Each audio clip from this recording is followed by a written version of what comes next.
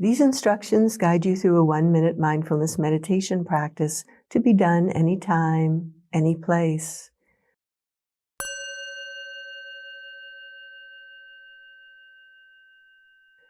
Begin by becoming aware of your body in this moment and the sensations of your body touching a chair or the ground. Now guiding your awareness to your breath. Breathing in, rest with the sensation of the in-breath. Breathing out, rest with the sensation of the out-breath. Breathing in, breathing out. Meeting your experience with acceptance, friendliness, and curiosity. If a thought arises, simply note thinking and return your attention to your breath. Breathing in, breathing out.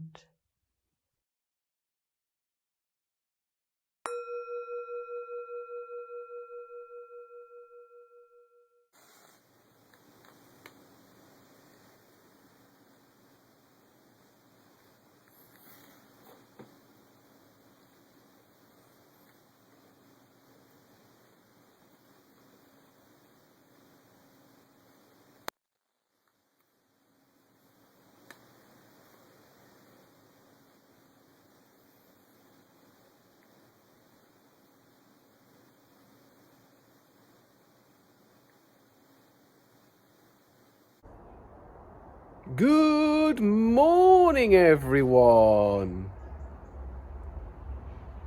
So this week in Collective Worship, we're talking about trust. This is a chair. Legs. This is a bag of donuts. Yum. Meet John. Let's talk about trust. When you trust someone, you believe they'll do what they say they'll do, or they are who they say they are.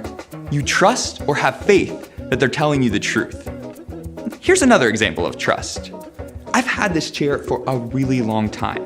It's strong and sturdy, and it's never broken. Whenever I sit in this chair, it holds me up and I don't fall. So I trust that if I sit in it right now, it'll hold me. Or here's another example. Every time I eat a donut, it's sweet and delicious. So I trust that when I take a bite of this, it's gonna be good. And I might get a little bit of a sugar rush. Or maybe there's a person you trust. Maybe there's a person who always shows up when they say they will, or they say they love you and then act like they love you. So you trust them. Trust or faith is about believing you know the truth because someone or something is consistent. That means it doesn't go changing all of a sudden. So if we're talking about God, trusting him looks like believing he is who he says he is. And God calls himself a lot of different things, like good, strong, kind, loving, our Father, holy, wise, generous, forgiving, and lots more. So when we trust God, we believe him when he says he cares for us. We believe him when he says he has a plan for us. We believe him when he says he forgives us. We believe him when he says we can talk with him. We believe him when he says he is good. We believe him when he says he is always with us. It takes time to build trust, but the good news is God has always and will always be the same. No matter what, God is trustworthy.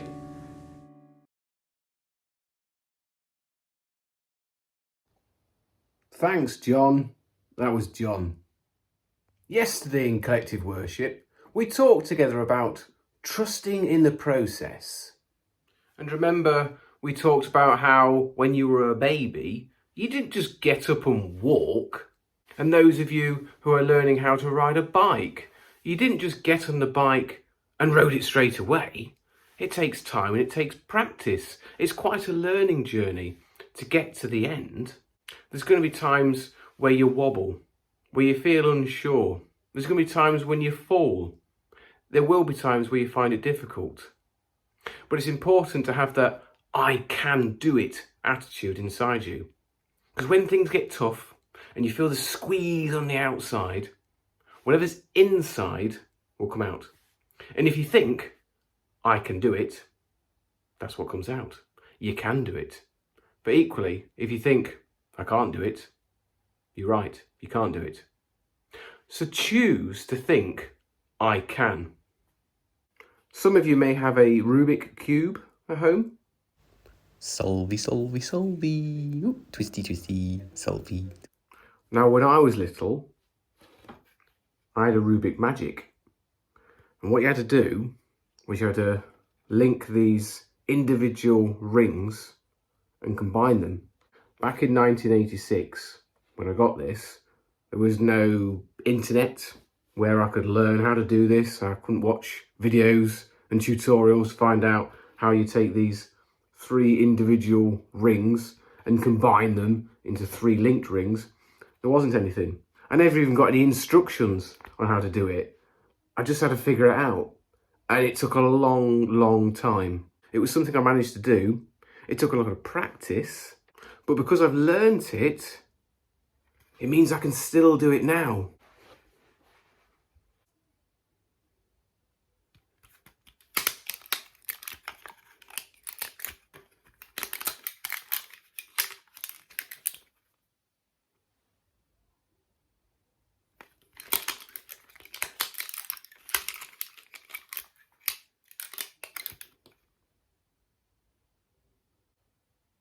And because I've learnt it, I can do it with my eyes closed. Ready?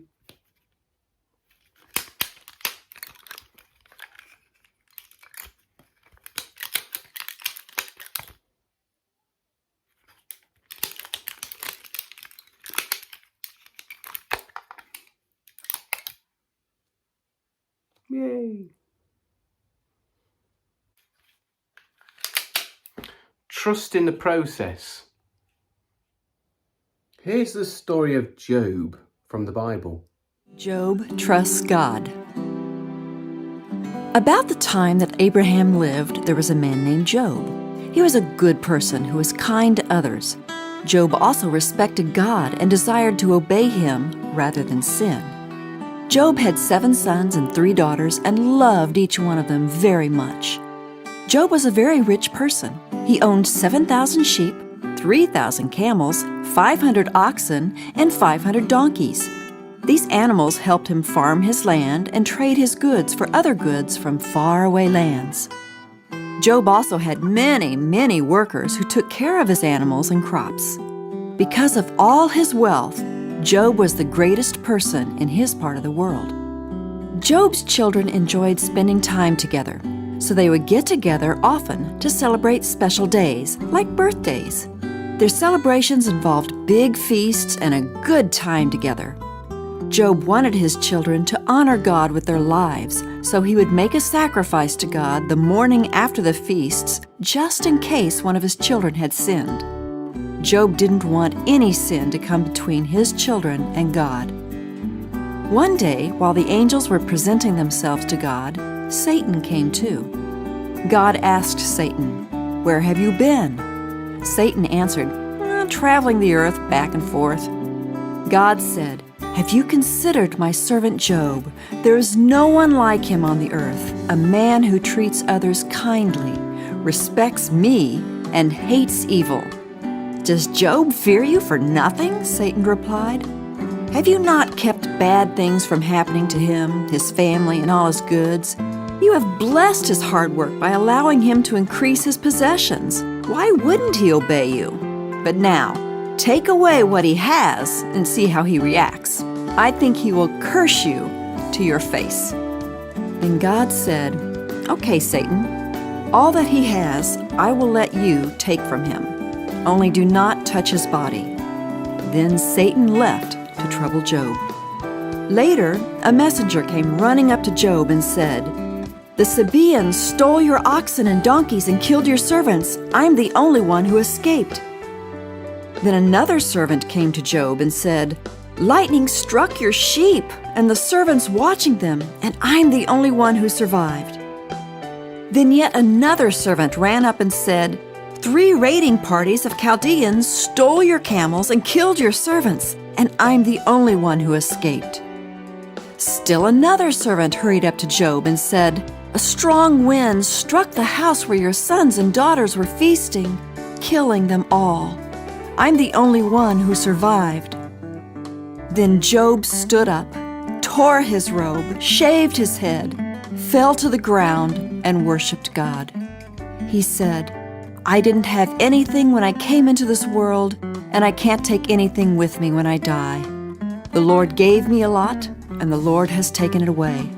But God is still good and right. Blessed be the name of the Lord." Job did not sin by blaming God for losing nearly all he had. Meanwhile, Satan came before God again. So God asked him, "Now where have you been?" Satan replied, "Traveling back and forth across the earth." Then the Lord said to Satan, "Have you considered my servant Job, that there is none like him on the earth, a kind and good person who respects me and hates evil? Did you notice Job trusted me even though he lost most of his goods and all his children?" Satan said, "A man would do anything to keep from dying. If you make Job sick, I know he will get mad at you and curse you to your face. The sickness will show that he does not really trust you." The Lord said, "Okay, you have my permission to make Job sick, but the sickness cannot be so bad that it kills him." So Satan left and made Job sick with painful sores over his whole body from head to toe. Job was in constant pain and misery. Nothing he could do made him feel better. Finally, Job went outside his city and sat on a pile of ashes to show how much sorrow he felt. There he picked up pieces of broken pottery to scrape his skin to try to stop the terrible itching he felt.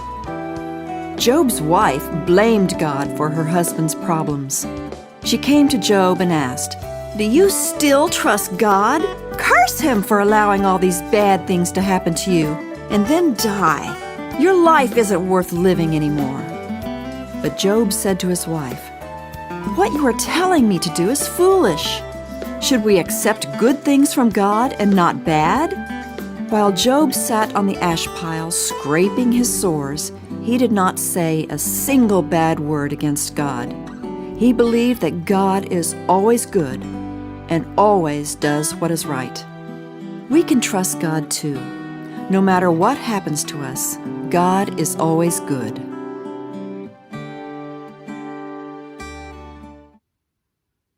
I'm going to leave you with a prayer now. And this prayer has been shared to us from Valerie, who lives all the way in America. And remember, if you'd like this prayer to be your prayer, it's Amen at the end.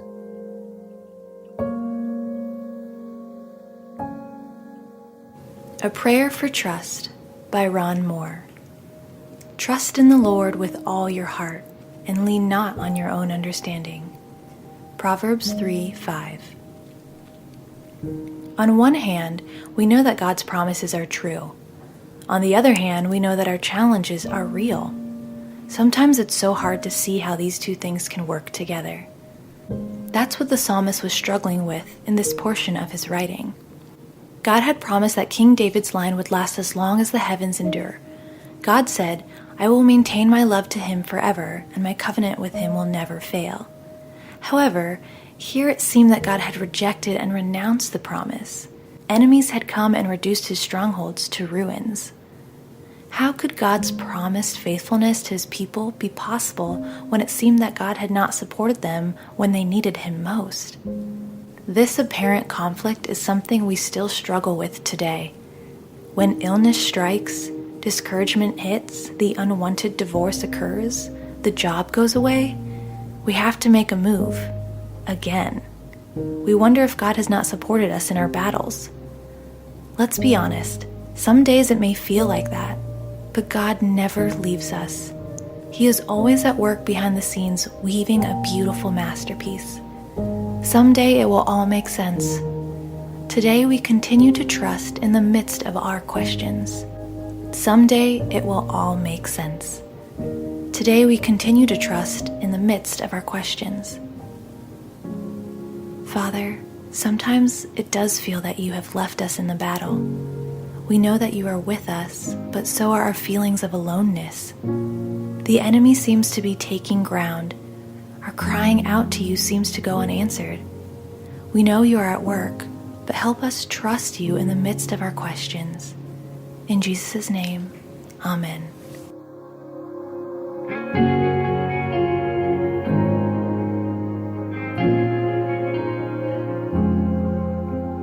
Well, that concludes our collective worship for today.